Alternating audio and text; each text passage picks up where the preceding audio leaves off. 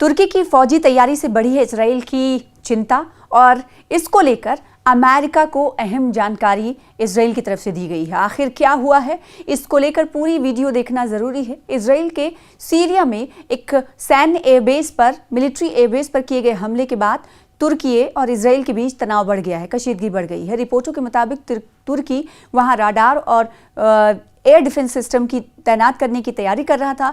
Israel का कहना है कि ये कदम उसकी सुरक्षा के लिए खतरा बन सकता था। तुर्की की सीमा के नज़दीक सीरिया की एक एयरफील्ड पर इजराइल ने हाल ही में हमला किया, जिसके बाद तुर्की और इजराइल में तनाव बढ़ गया है। अमेरिका को बताया है कि तुर्की सीरिया के एक सैन्य एयरबेस पर राडार सिस्टम और एयर डिफेंस उपकरण तैनात करने की तैयारी कर रहा है। इजराइल के सरकारी टीवी चैनल के न्यूज़ की रिपोर्ट के मुताबिक इजरायली सुरक्षा अधिकारियों ने वॉशिंगटन से कहा है कि तुर्की का ये कदम क्षेत्र में ताकत के संतुलन को काफ़ी हद तक बदल सकता है। मामले से जुड़े सूत्रों ने चैनल को बताया है कि इजराइल ने तुर्की की संभावित तैनाती के लिए कोई समय सीमा नहीं बताई है। हालांकि उन्होंने उत्तर पश्चिमी सीरिया में स्थित अबू अल दुहूर सैन्य हवाई अड्डे को संभावित स्थान बताया।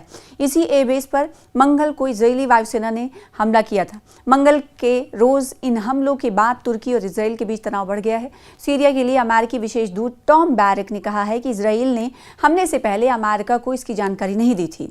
शिंहुआ समाचार एजेंसी की रिपोर्ट के अनुसार एक इजरायली अधिकारी ने कहा है कि ये हमले इस उद्देश्य से किए गए हैं कि तुर्की के उपकरण या सैनिक हवाई रास्ते से इस एयरबेस तक ना पहुंच सके। इजराइल के रक्षा मंत्री इजराइल कॉट्स ने कहा है कि ये हमले तुर्की की योजनाओं से जुड़ी स्पष्ट खुफिया जानकारी के आधार पर किए गए। उनके मुताबिक तुर्की ऐसे कदम उठाने की तैयारी कर रहा था जो इजराइल की सुरक्षा के लिए खतरा बन सकते थे। उन्होंने ये भी कहा कि हमले से पहले सीरिया को कूटनीतिक स्तर पर चेतावनी दी गई थी।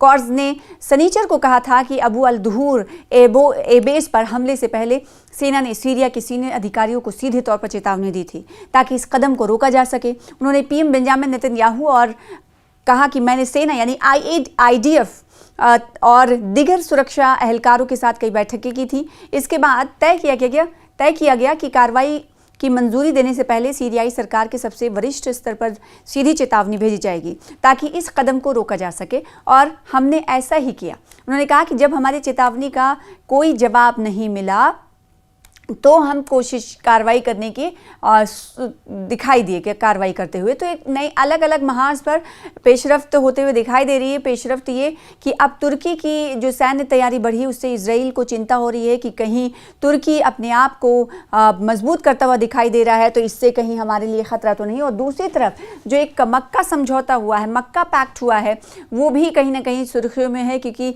मक्का पैक्ट से इसे मिडिल ईस्ट का नाटो भी करार दिया जा रहा है कि अगर ये तमाम ममालिक एक साथ आ रहे हैं तो हो सकता है ये जो अमेरिकन कंट्रीज़ हैं या फिर जो ये ताकत है, बड़ी ताकतें हैं, उनके ख़िलाफ़ कहीं ये खड़े ना हो जाएं। तो ये आलमी सतह पर कहीं ना कहीं ये जो तैयारी की जा रही है, या फिर यूँ कहें जो जानकारों का ये मानना है कि हो सकता है कि मुआहदा जो हुआ है, डिफेंस डील जो हुई है 3 कंट्रीज़ के बीच, जिसमें तुर्की शामिल है और पाकिस्तान शामिल है और सऊदी शामिल है, तीनों ने एक डिफेंस पैक्ट किया है। इसका मतलब ये कि किसी एक मुल्क के खिलाफ अगर कोई हमला, किसी एक मुल्क पर अगर कोई हमला करता है तो वो हमला इन तीनों कंट्रीज़ के खिलाफ माना जाएगा, और अगर किसी एक कंट्री के ऊपर हमला किया गया है तो दोनों ये कंट्रीज़ जो हैं उसका साथ देंगे। लेकिन इस ज़िम्न में इस बात को वाज़े नहीं किया गया है कि किस तरह की सपोर्ट इन तीनों ममालिक को अब एक दूसरे को देनी है। इसकी बहुत ज़्यादा तफसीलात मीडिया में अभी तक नहीं आ पाई हैं, लेकिन इतना ज़रूर है कि इसे जानकारों की तरफ से ये कहा जाने लगा है कि ये बहुत बड़ा समझौता हो सकता है, और हो सकता है आने वाले दिनों में कई और देश इस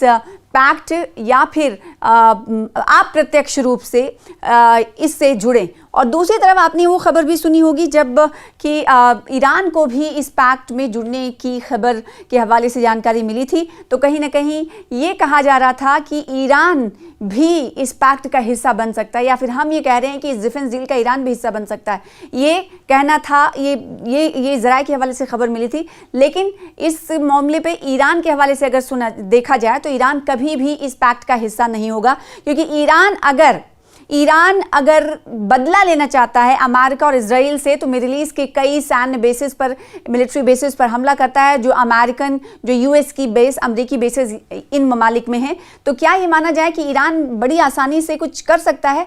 तो इसका जवाब ये मिलता है जानकारों की तरफ से कि ईरान कभी इस पैक्ट का हिस्सा नहीं बनेगा। लेकिन इतना तो ज़रूर है कि मक्का मुआहदे ने कहीं ना कहीं बेचैनियाँ बढ़ा दी है, इजराइल परेशान है और परेशान हाल होकर इजराइल ने अमेरिका से अहम बात की है कि जो टर्की है वो अपना मिलिट्री बेसिस बढ़ा रहा है, तैयारियां कर रहा है, इससे कहीं ना कहीं उसे खतरा हो सकता है। इसके लिए आपको बताएं कि इजराइल के सीरिया में एक मिलिट्री एयरबेस पर हमले जो किए गए, उसके बाद तुर्की और इजराइल के बीच तनाव बढ़ गया है। अब ये तुर्की जो है सोच रहा है कि आने वाले दिनों में कहीं ना कहीं, अब देखिए अगर तुर्की को इजराइल निशाना बना रहा है तो अब इसका मतलब ये है कि वो पाकिस्तान के खिलाफ भी माना जा रहा है हमला, वो सऊदी अरब के खिलाफ भी हमला माना जा रहा है। तो आने वाले दिनों में देखना होगा कि जब इजराइल और तुर्की के खिलाफ इस तरह की कशीदगी बढ़ रही तो इन दोनों ममालिक की तरफ से क्या कुछ किया जाता है, ये देखने वाली बात होगी।